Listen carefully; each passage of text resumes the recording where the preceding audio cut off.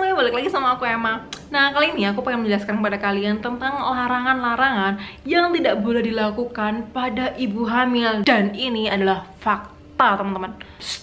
Jangan lupa like, subscribe, dan tekan tombol lonceng sebagai bentuk dukungan biar aku bisa bikin video lebih bermanfaat di kemudian hari, oke? Yang pertama, jangan berendam maupun mandi air panas, ataupun jangan sampai mengalami demam atau sakit. Kan kalau dia demam ataupun mandi air hangat itu bisa meningkatkan suhu tubuhnya. Ada pengaruh besar antara perbedaan suhu basal tubuh dengan janin. Jadi semakin tinggi suhu basal tubuh kalian akan semakin berbahaya dan meningkatkan faktor resiko keguguran pada janin kalian. Namun jika hamilnya sudah kuat, trimester 2, trimester 3, dan tidak ada masalah pada kehamilan, ibu hamil tersebut masih bisa mandi air hangat atau melakukan spa dengan batas suhu yang wajar, teman-teman. Yang kedua, jauhi alat-alat elektronik yang memiliki radiasi, teman-teman. Seperti handphone, laptop, itu bisa berdampak buruk pada perkembangan otak janin, teman-teman. Nah, yang paling sering sih ibu-ibu tuh tidur sama handphone. Biasanya handphone itu ditaruh di atas perut, terus ditaruh gitu aja.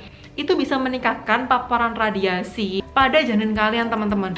Ya, jaga jarak lah. Hindari handphone itu menempel pada perut kalian atau jaraknya terlalu dekat. Dilarang melakukan pijat urut pada perut kalian. Kalau misalnya pada orang kampung atau orang desa, itu mereka suka banget yang namanya pijat perut ya. Gunanya katanya untuk memperlancar kehamilan, terus biar bayinya nggak sungsang. Mungkin ada banyak yang bilang berhasil dengan pijatan bayi, dia bisa memperlancar kandungannya. Cuman ada banyak juga kasus yang malah membahayakan buat si janin, teman-teman.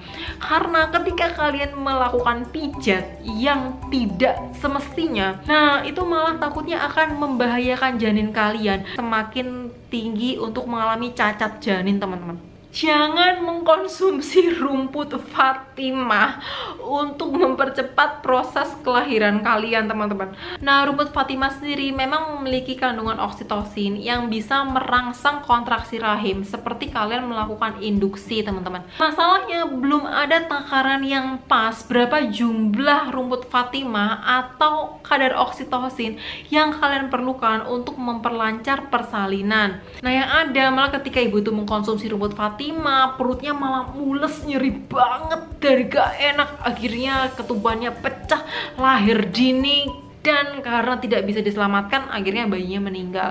Jangan sampai itu malah membahayakan janin kalian, oke? Jangan terlalu mengkonsumsi makanan banyak garam maupun makanan dengan kadar MSG tinggi. Pada ibu hamil itu lebih banyak menimbun cairan tubuh. Nah, jika kalian mengkonsumsi makanan banyak garam, tubuh akan semakin membutuhkan cairan. Akhirnya cairan tersebut akan menumpuk pada kaki kalian dan membuat kaki lebih gampang bengkak kayak kaki gajah. Nah, sedangkan MSG, karena ibu hamil itu cenderung memiliki perasa yang kuat dan MSG sendiri kandungan kimianya banyak, itu ditakutkan akan mempengaruhi pada perkembangan janin kalian, teman-teman. Makanya untuk ibu hamil itu disarankan untuk menjaga asupan garam maupun MSG-nya.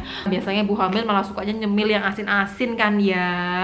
Waspada dengan segala macam asap berbahaya, entah itu asap rokok, asap knalpot mobil, asap obat nyamuk, asap parfum, dan segala macam produk yang mengandung asap-asapan. Makanya ketika kalian hamil, pastikan kalian selalu membawa masker kemana-mana untuk menutupi hidung kalian dan mencegah udara-udara kotor masuk ke dalam saluran pernafasan kalian demi kesehatan bayi kalian, teman-teman. Oke? Jangan naik kereta ataupun pesawat terbang ketika kalian hamil di trimester awal atau trimester terakhir. Sebenarnya yang ditakutkan itu hanya goncangannya ya. Kalau misalnya kehamilan kalian sering keluar flek atau kandungannya lemah, tentu saja di kehamilan trimester pertama janin kalian tuh belum kuat, belum bener-bener nempel pada rahim kalian. Ditakutkan goncangan kereta api maupun ketika pesawat landing itu bisa membahayakan pada janin kalian dan membuat kalian keguguran. Nah, untuk hamil tua atau sudah di atas 32 minggu, yang ditakutkan pasokan oksigen ketika naik pesawat terbang itu menurun, yang menyebabkan dikarenakan janin kalian akan mengalami hipoksia. Nah, itu bisa membahayakan janin dan membuat kalian berkontraksi sehingga melahirkan lebih dini, teman-teman. Banyak banget kan kejadiannya ibu hamil melahirkan di atas pesawat terbang. That's why pesawat terbang itu memiliki aturan khusus bagi ibu-ibu hamil yang mau naik pesawat, teman-teman. Jangan sampai kalian malah lahirin di atas pesawat. Kalau misalnya kalian ada pertanyaan atau ada yang kalian diskusikan, silahkan komentar di bawah. Dan ada teman-teman, see you di video lanjutan ya. Bye bye.